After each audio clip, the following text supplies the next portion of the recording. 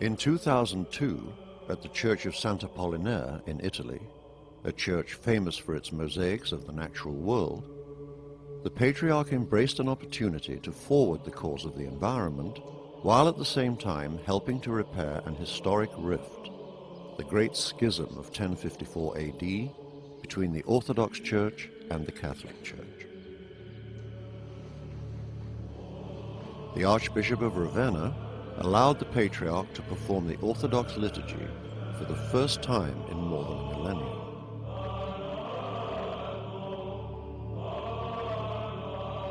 With every hymn, every prayer, history was being created, division was being healed.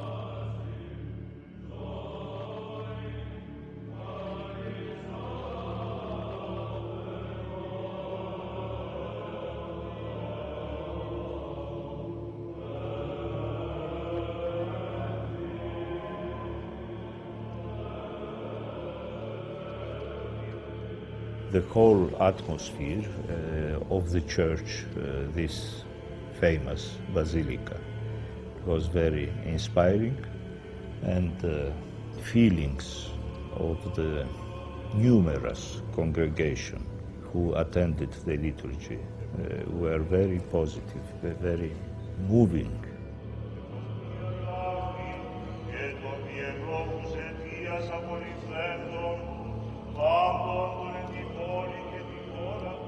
I was deeply moved. I think most people there were deeply moved.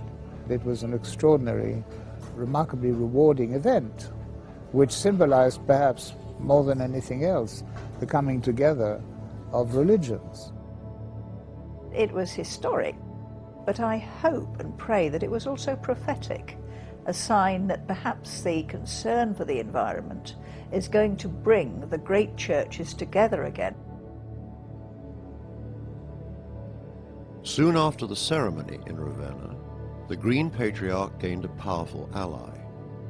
Pope John Paul II agreed to sign a common declaration on environmental ethics via satellite link from Rome. Il nostro incontro, anche se a distanza,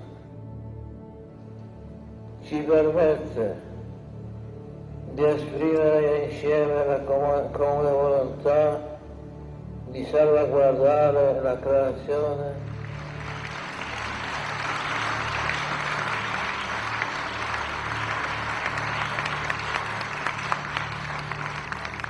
The declaration explicitly made the environment the responsibility of human beings. It said, in part, "We have not been entrusted with unlimited power over creation. We are only stewards of a common heritage." When we signed this statement of environmental commitment, it was as if two lungs of a single body were expressing a fervent desire to breathe the clean air of an unpolluted world. The declaration ended on a note of great hope. It is not too late. God's world has incredible healing powers. Within a single generation, we could steer the earth toward our children's future. Let that generation start now, with God's help and blessing. I think that the Venice Declaration may prove to be extremely significant because it's in the bank, you see. This has been said by a pope. This is now official teaching. The Patriarch has pulled out the Vatican energy and commitment on this issue. The Patriarch has led, the Vatican has responded, and that kind of collaboration between religions ecumenically, I think, is an example of how effective this movement can really be. Since the death of Pope John Paul II, the Patriarch has enhanced the Vatican's commitment with the new Pope, Benedict XVI. In 2006, the Patriarch and the Pope signed another joint declaration emphasizing, "As religious leaders, we consider it one of our duties to encourage and to support all efforts made to protect God's creation."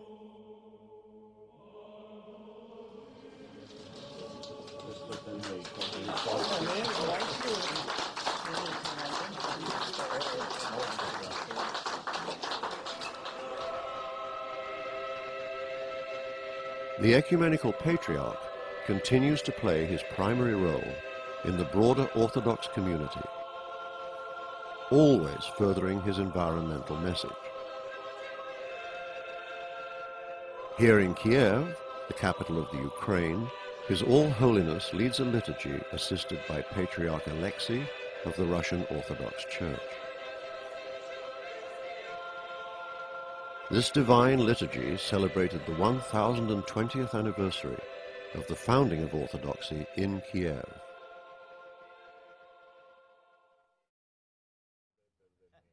The Patriarch is reaching out to all spiritual leaders, not only those who head Christian religion. How are you? I'm very well. He's drawing in very senior leaders from a diversity of religious traditions and really creating a forum where they're able not only to speak with scientists and people in the development community and people concerned with human rights and social equity, but they're also able to speak among themselves and to compare and contrast some of the approaches each of the faiths can bring to the environment issue. In Paris, he spoke so strongly about Islamic tradition in protecting the environment. And coming from an Orthodox patriarch, that was very important. When we hear people from different religious orders speaking about other religions in a very positive manner, in an open manner, and he does that, I've seen him. In the Amazon, the Patriarch took the unprecedented step of inviting indigenous people to join him, an act criticized by some of his own followers. Centuries ago, the arrival of European conquerors decimated the indigenous populations, dismissed their spiritual beliefs, enslaved them, and converted them to Catholicism, sometimes forcibly. On this occasion, however, the Patriarch made it possible for shamans to stand side by side with Orthodox Christians, Catholics, and Protestants. They were very happy and satisfied that we respected them and their traditions. The view of this native Amazonian Indian to bless a guy from the Catholic Church like he did today with grace and kindness was so powerful, because this is a representative of an institution that signified their suffering for 500 years. And now this guy here comes there, very symbolic, in the Amazon River, and blasts the representative of the church. In the last analysis, it was proved that we need each other. They need our advanced science and development, and we need their traditions and their closeness to the creation of God.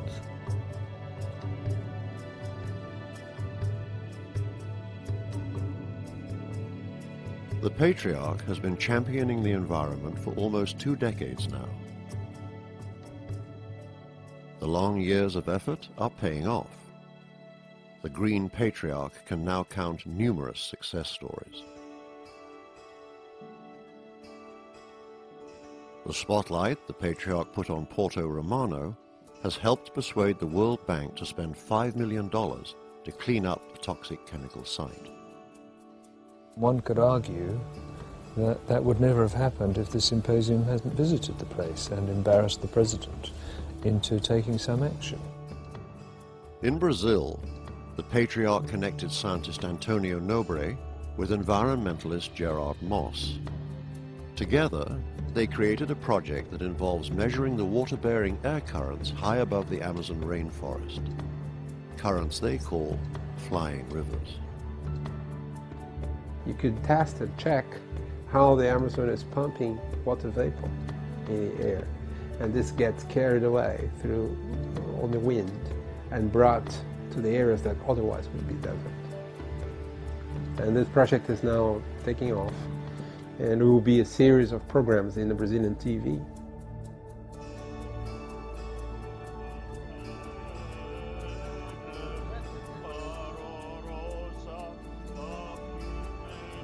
The Patriarch's visit to the Baltic inspired Bread and Fish, an organization of farmers, fishermen, and government leaders that hopes to restore the devastated fish stocks by continuing the communication and cooperation started by the Patriarch.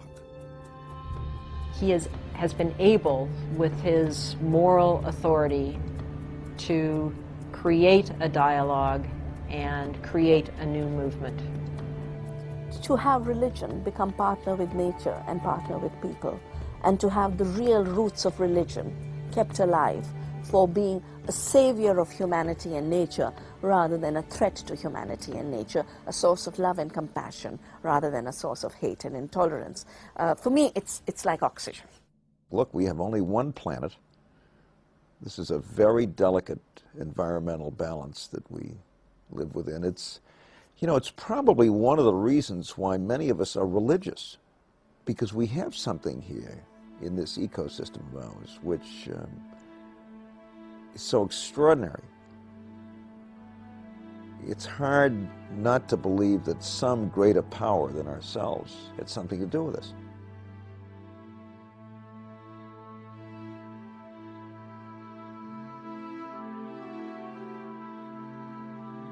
Though the Patriarch has accomplished a great deal, more needs to be done. Scientists tell us we have less than 10 years to curb greenhouse gases and limit global warming. Otherwise, it will be too late. We're going to lose unless someone can bring massive numbers of people into the discussion. And I believe that the best way to do that is going to be the religious community. We, people of religion, have to inspire more and more our faithful, to give them a good example. If we have arrived in this critical point today, it means that we, representatives of religion, did not fulfill our mission. We need moral leadership. People are feeling this urgency as never before. The awareness has arisen about climate change, about a whole range of issues, species extinction, pollution, and so on. We must respond as religious people to this critical moment. And I think we have now that possibility, and in large measure because of the early and consistent and authentic leadership of His All Holiness Bartholomew. Now that religion is here and bringing the moral message, things will start to change. This is what happened with the slavery issue. This is what happened with civil rights.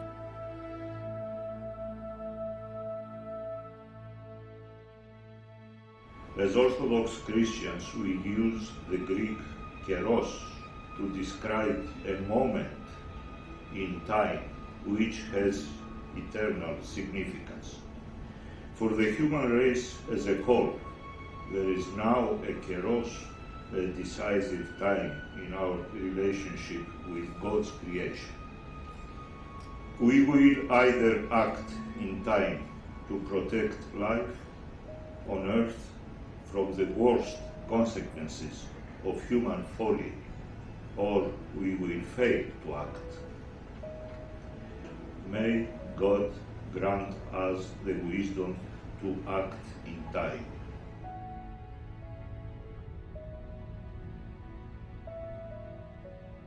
On a cloudy September day, a passenger ship cut through the waters of the Arctic Ocean off the coast of Greenland.